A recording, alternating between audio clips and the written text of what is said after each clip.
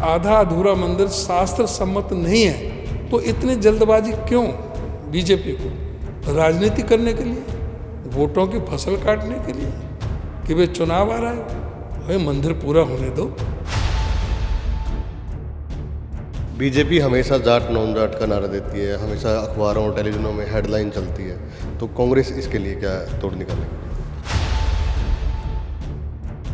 ये तो बीजेपी का ही अहंकार बोलता है कि जो भगवान राम को भी उंगली पकड़ के कहते हैं कि भगवान राम को मैं आपको पक्का घर दे रहा हूँ, आपको अपने घर में पक्के घर में स्थापित कर रहा हूँ। ये क्या है?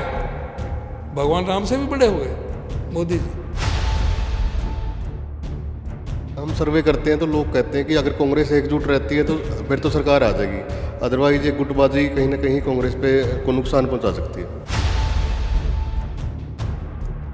भाजपा का मतलब है भारत जलाओ पार्टी, जो सब आपस में एक दूसरे को नफरत का काम करता है। कांग्रेस का मतलब है कावेरी गंगा सरस्वती की पार्टी, जो सबको सुख समृद्धि की तरफ करती है, आगे बढ़ाने का काम करती है। देश के उपराष्ट्रपति पर बयानबाजी हुई सर, मिमिक्री का विरोध कर रहे थे। बीजेपी कहती थी कि जाटों का अपमान हुआ, लेकिन आपके खिलाफ भी बीजेपी 2 बार सड़कों पे उतरी है, पुतले फूके हैं, तो कांग्रेस क्यों नहीं कहती कि दलित समाज का अपमान? खट्टर साहब ये राजस्थान में जाके कहते हैं कि बीजेपी की सरकार आएगी तो हम आपको 450 में गैस का सिलेंडर देंगे, तो भाई हरियाणा में क्यों नहीं? सारी मोदी की गारंटियाँ झूठी हैं। कहते थे कि भाई हम किसान की आमदनी दुगनी कर देंगे, किसान की आमदनी दुगनी की बात कर रहे हैं, किसान की आमदनी उल्टी घटा दी। नमस्कार दोस्तों, द एयर न्यूज में आपका स्वागत है। दोस्तों मेरे साथ आज कांग्रेस प्रदेशाध्यक्ष उदयभान जी हैं। जी स्वागत है सर आपका द एयर न्यूज में। धन्यवाद जी, कांग्रेस घर घर जाने का विचार कर रही है कि घर घर तक जाएंगे, तो कैसे पहुंच पाएंगे सर हर घर तक? कल हमने 10 तारीख को अपने हरियाणा प्रदेश कांग्रेस के जनरल हाउस की मीटिंग बुलाई थी, जिसमें सभी एआईसीसी ऑफिस बेयरर्स, हमारे AICC delegate, PCC delegate, MLA, ex MLA, MP, x MP, जो चुनाव लड़े वो लोग, ब्लॉक इंचार्जेस, डिस्ट्रिक्ट इंचार्जेस, सभी को हमने बुलाया और अपना ये प्रोग्राम लॉन्च किया, घर घर कांग्रेस, हर हर कांग्रेस। इसके माध्यम से हमारा है कि हम हर बूथ पर, हर गांव में हर बूथ पर जाएं, हर बूथ की बूथ कमेटी बनाएं 21 से 31 मेंबर की, ब्लॉक इंचार्जेस के मार्फत, और जो वहाँ पर सीनियर लीडर्स हैं, जो विधानसभा के चुनाव लड़ने के भी जो एस्पिरेंट हैं, उनको उनके सहयोग से हर बूथ कमेटी बनाई जाए। और उस बूथ कमेटी में जो बनेगी 21 से 31 लोगों की, उनमें एक बूथ इंचार्ज होगा, और बूथ इंचार्ज ये सुनिश्चित करेंगे कि एक तो सोशल मीडिया को वो एक्टिवेट करें अपने बूथ पर, साथ ही सोशल मीडिया के साथ साथ वो ये भी देखें कि भाई हमारे कोई वोट रह तो नहीं गई है जो बनवानी है। और जो बीजेपी बहुत इस मामले में माहिर है कि वो बोगस वोटें बहुत बनवाती है, तो बोगस वोटें कोई ना हो उनके बूथ में, अगर बोगस वोटें हैं तो उनको कटवाने का भी वो काम करे। और सोशल मीडिया पूरी तरह से block incharge, district incharge, parliament incharge के साथ साथ हमारे वार रूम से उनकी कनेक्टिविटी होगी सीधी, उनके माध्यम से जो कंटेंट होंगे डेली के, हमारे नेताओं के भाषण, जो भारतीय जनता पार्टी की जो जन विरोधी नीतियां हैं, उनके बारे में उनको कंटेंट्स मिलें और वो उन कंटेंट्स को सारे अपने गांव में, अपने बूथ में, उन सभी लोगों को पहुंचाएं, जिससे कि पार्टी का प्रचार प्रसार हो। इस घर घर कांग्रेस, हर घर कांग्रेस के माध्यम से अभी जो हमने 14 तारीख को राहुल जी की भारत जोड़ो न्याय यात्रा मणिपुर से शुरू हो रही है, 15 को हम शुरुआत कर रहे हैं। मैं नारनौल जाऊंगा, हमारे नेता प्रतिपक्ष आदरणीय चौधरी भूपेंद्र सिंह हुड्डा जी जींद से इसकी शुरुआत करेंगे, और हमारे मेंबर पार्लियामेंट श्री दीपेंद्र हुड्डा जी रोहतक से करेंगे। और उसके बाद में हम सारे जो जिला इंचार्जेस हैं वो अपने अपने ज़िलों में, ब्लॉक इंचार्जेस, वो सभी इसको बूथ कमेटियों के माध्यम से घर घर में लेकर के जाएंगे। वो हमारा सीधा है, एक तो कंपैरिजन होगा, तुलनात्मक एक हमारा पोस्टर होगा कि जो काम कांग्रेस गवर्नमेंट में जो हुए 9 साल में और उसके बाद में 9 साल में 9.5 साल में जो खट्टर जी की सरकार ने जो काम किए हैं उनका हम कंपैरिजन देंगे कि भाई किस तरह से हुड्डा जी के समय में जो चाहे मेट्रो रेल लाइन है अपने दिल्ली से बल्लभगढ़ तक, दिल्ली से गुड़गांव, दिल्ली से बहादुरगढ़ जो मेट्रो लाइन गई 81.5 किलोमीटर की, और 4 बड़े बिजली के कारखाने लगे 5,500 मेगावाट के, अपने आप में एक बहुत बड़ा कदम था। 6 रेलवे लाइन हुई, 12 यूनिवर्सिटियाँ बनी, मेडिकल कॉलेज बने। लेकिन इस सरकार में कोई ऐसा बड़ा काम नहीं हुआ और कर्जा 6 गुना बढ़ गया। 70,000 करोड़ से कर्जा 4 लाख करोड़ को पार कर गया। तो वो कैसे कर गया? आज बेरोजगारी की जो है हरियाणा के अंदर वो चरम सीमा पर है। पूरे हिंदुस्तान में सबसे बड़ी बेरोजगारी दर हरियाणा के अंदर है। तो उसके क्या कारण है? क्यों 33 बार पर्चे यहाँ पर लीक हुए हैं? Staff selection commission, public service commission में 33 बार पर्चे लीक हुए हैं। इनके अधिकारी नगद पैसा लेते हुए, रिश्वत लेते हुए पकड़े गए हैं। तो उन चीज़ों को हम एक्सपोज करेंगे। परिवार पहचान पत्र को इन्होंने हथियार बना करके जिस तरह से 9.5 लाख गरीबों के राशन कार्ड काटने का काम किया, बुजुर्गों की पेंशन काटने का काम किया, उस चीज़ को भी हम इनको एक्सपोज करेंगे। खुद इन्होंने माना है कि 90% गलतियां हैं परिवार पहचान पत्र में और प्रॉपर्टी आईडी में।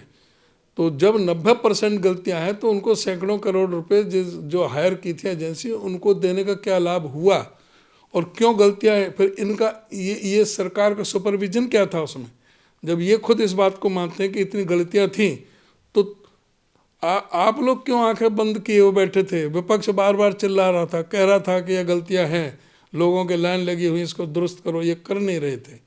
तो ये सारी चीज़ है। जिस तरह से शिक्षण व्यवस्था का इन्होंने पूरी तरह से बंटा धार कर दिया, जिस तरह से स्वास्थ्य सिस्टम बिल्कुल पूरी तरह से तबाह करके रख दिया, प्रदेश को कर्ज में कर दिया, विकास का कोई काम है नहीं। तो ये सारी चीज़ें हम जनता के बीच में लेकर के जाएंगे। बीजेपी पहले ही टेलीविजन के माध्यम से घर घर पहुंच रही है, इसका आप कैसे तोड़ निकालोगे? सोशल मीडिया का मैंने जैसे बताया कि हम बूथ लेवल पे अपना सोशल मीडिया पूरा एक्टिवेट करेंगे, जिससे कि इनका प्रचार तंत्र मैं मानता हूँ कि बहुत ज़बरदस्त है। बहुत झूठ की दुकान है उनके है, ये सारा दिन झूठ बोलते हैं। सारे जो उन चीज़ों को ये बार बार ऐसे उनको करते हैं। सारी मोदी की गारंटियाँ झूठी हैं।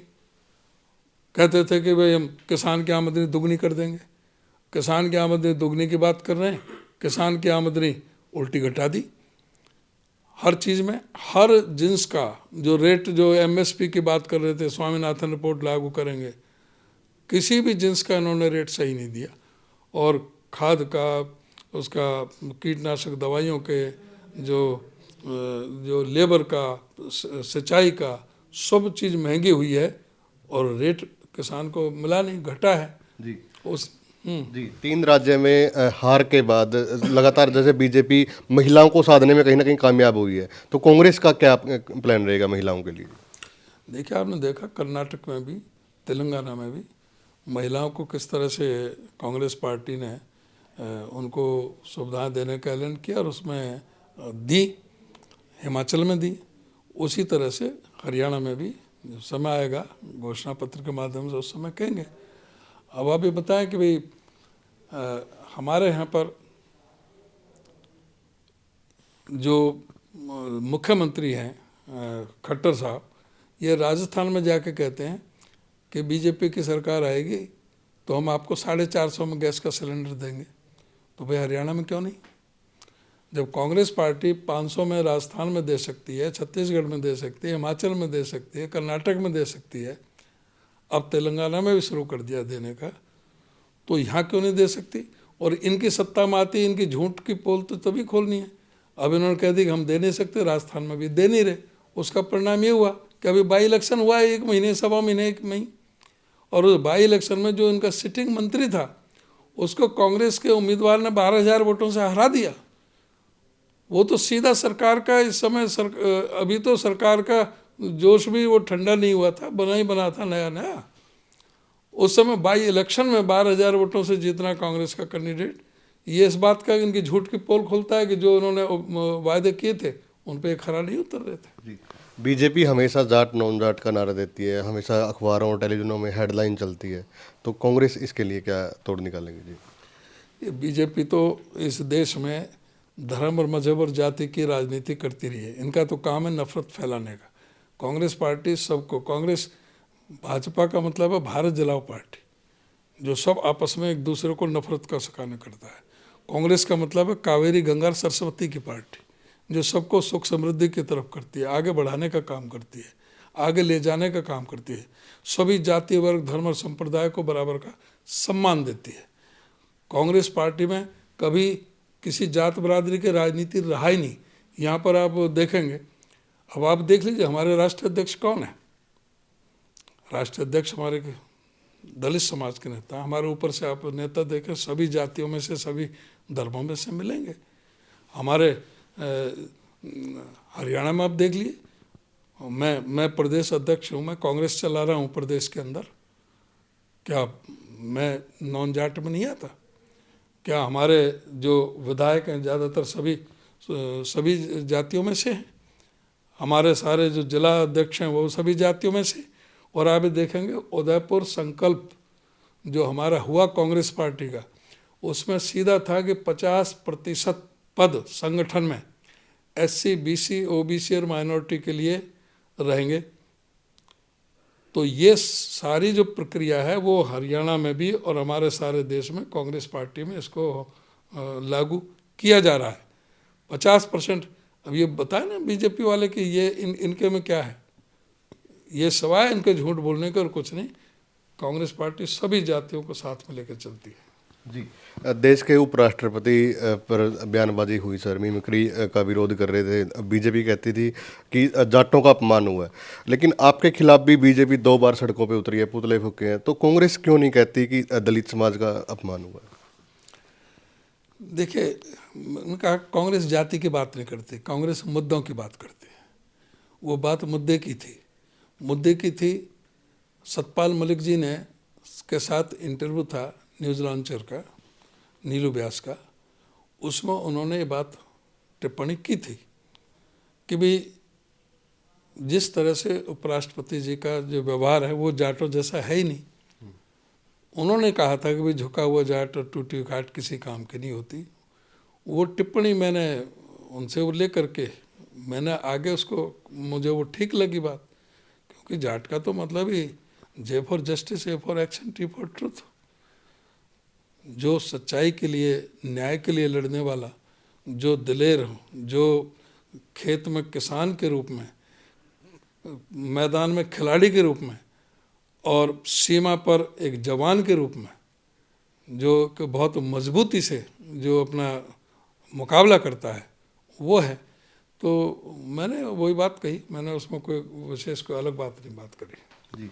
कांग्रेस प्रभारी कल एक कहानी सुना रहे थे और उन्होंने बाद में ये भी कहा कि जो सब शुभ मुहूर्त पे नहीं आते तो कभी मुहूर्त नहीं रुका करते। तो कहीं ना कहीं जो SRK की जो तिगड़ी बनी हुई है उसका कितना कुछ नुकसान आप मानते हो? क्या कुछ नहीं, क्या SRK ने कोई पार्टी छोड़ दी है? SRK ने कोई पार्टी विरोधी बयान दिया है? SRK जिसकी बात कर रहे हो, पता नहीं शाहरुख खान की बात कर रहे हो या हमारे हरियाणा के नेताओं की बात कर रहे हो। जो आप, अगर आपका मंतव्य शैलजा रणदीप और किरण से है तो उन्होंने कोई कांग्रेस विरोधी तो मैंने कोई बयान सुना नहीं। हाँ, सभी नेता नहीं आ पाते, हर मीटिंग में नहीं आ पाते, किसी पार्टी में नहीं आ पाते। क्या बीजेपी की पार्टी में सभी नेता पहुंचते हैं? लेकिन वहाँ उसके बारे में कोई चर्चा नहीं करते। वहाँ चर्चा नहीं करते कि भाई किस तरह से मुख्यमंत्री और एक उनके स्वास्थ्य मंत्री के बीच में 2 महीने तक संवाद नहीं होता। स्वास्थ्य विभाग ही पूरा ठप करके रख दिया। कोप भवन में जाकर के स्वास्थ्य मंत्री जाकर के बैठ गए, वहाँ कोई बात नहीं करता। धनखड़ जी और उनके मुख्यमंत्री के कैसे संबंध हैं उसके बारे में कोई चर्चा नहीं करता। अरविंद शर्मा जी क्या मुख्यमंत्री के बारे में सोचते हैं, क्या विचार प्रकट करते हैं, किस तरह से राव इंद्रजीत जी बोलते हैं, कोई बात नहीं करते। तो हमारे अगर कोई नेता अगर मीटिंग में नहीं पहुंच पाए, कोई व्यस्तता होगी, उसका कोई विशेष बात नहीं है। सर, जब से आप अध्यक्ष बने हो लगातार कांग्रेस में ज्वाइनिंग हो रही है। अब पिछले दिनों पूर्व मंत्री भी ज्वाइन नहीं, ये इस बात का प्रतीक है कि हरियाणा प्रदेश में कांग्रेस की परिवर्तन की, बदलाव की बयार पूरे प्रदेश में सत्ता परिवर्तन की बयार चल रही है। और उसका परिणाम है कि अभी 1.5 साल के दरमियान जब से मैं अध्यक्ष बना हूँ, 90 का हाउस है हरियाणा में, ये 37वें पूर्व विधायक, पूर्व मंत्री हैं जो हमारी पार्टी में शामिल हुए हैं। आम आदमी पार्टी से, भारतीय जनता पार्टी से, जेजेपी से और इनेलो से, सभी पार्टियों से हमारी पार्टी में शामिल हो रहे हैं। और हमारा कांग्रेस पार्टी का एक भी नेता उनमें नहीं गए, जबकि सत्ता की तरफ भागते हैं। विपक्ष में कोई नहीं ये चाहता कि भी मैं विपक्ष में रहूं, लेकिन विपक्ष में होते हुए आज हमारे साथ लड़ाई लड़ने के लिए जो तैयार हो रहे हैं, तो इस बात का स्पष्ट संकेत है आने वाला समय कांग्रेस का है। हरियाणा में कांग्रेस सरकार बनाएगी और यहाँ से हम लोकसभा की भी 10 के 10 सीटें जीतेंगे। राम मंदिर में जाने के लिए कांग्रेस ने मना कर दिया है, क्या कारण है? देखिए, राम मंदिर में जाने के लिए मना नहीं किया। राम मंदिर आस्था का विषय है। राम मंदिर में सभी की, भगवान राम सबके आराध्य हैं, सब उनमें विश्वास करते हैं। और सुप्रीम कोर्ट के फैसले से राम मंदिर बनाया गया और उसके फैसले को सभी वर्गों ने सराहाया गया, सभी राजनीतिक दलों ने उसकी सराहना की। लेकिन जो राजनीति की जा रही है उसको कांग्रेस पसंद नहीं करती।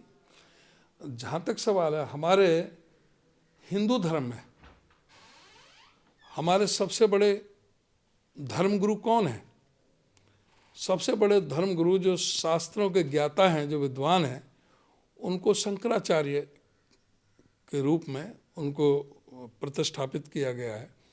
उनको मानते हैं और उनका जो बात होती है उनको सब पर लागू होती है। जब कोई धर्म की बात होती है उनकी ही बात अंतिम बात बताई जाती है।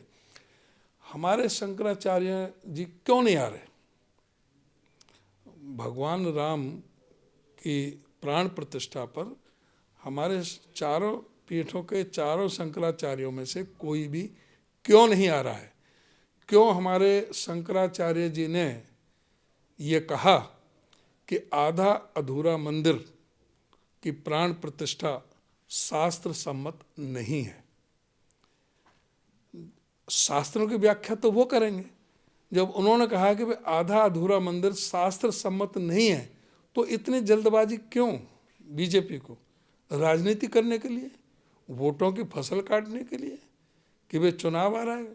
भाई मंदिर पूरा होने दो, मंदिर पूरा होने दो, फिर उस समय जो मंदिर ट्रस्ट जिसको भी बुलाए वो उसका उद्घाटन करे, वो बात ठीक है। लेकिन इतनी जल्दबाजी क्या है? ये तो बीजेपी का ही अहंकार बोलता है कि जो भगवान राम को भी उंगली पकड़ के कहते हैं कि भगवान राम को मैं आपको पक्का घर दे रहा हूँ, आपको अपने घर में पक्के घर में स्थापित कर रहा हूँ। ये क्या है? भगवान राम से भी बड़े हो गए मोदी जी। तो ये जो राजनीति जो चल रही है इसके विरोध है कांग्रेस का। भगवान राम सबके हैं, सब जाएंगे, कोई ये ठेकेदार नहीं है। 22 जनवरी के बाद जाएंगे, जब मन चाहेगा जब जाएंगे, हमारी अपनी श्रद्धा का है।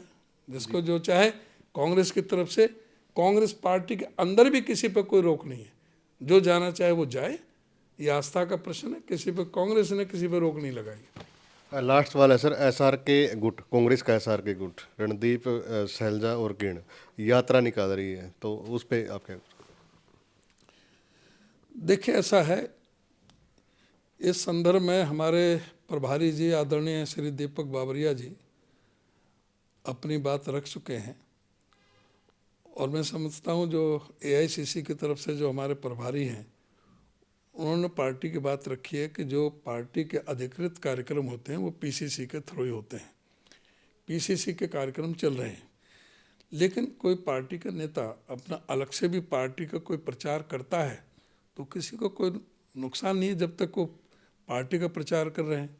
और मैं समझता हूँ कि किसी ने अभी कोई पार्टी के विरोध में तो कोई बयान दिया नहीं है। अगर वो अलग से पार्टी का प्रचार करना चाहते हैं तो करें, जी तो इसमें किसी को दिक्कत नहीं है। जी हम सर्वे करते हैं तो लोग कहते हैं कि अगर कांग्रेस एकजुट रहती है तो फिर तो सरकार आ जाएगी, अदरवाइज ये गुटबाजी कहीं ना कहीं कांग्रेस पे को नुकसान पहुंचा सकती है।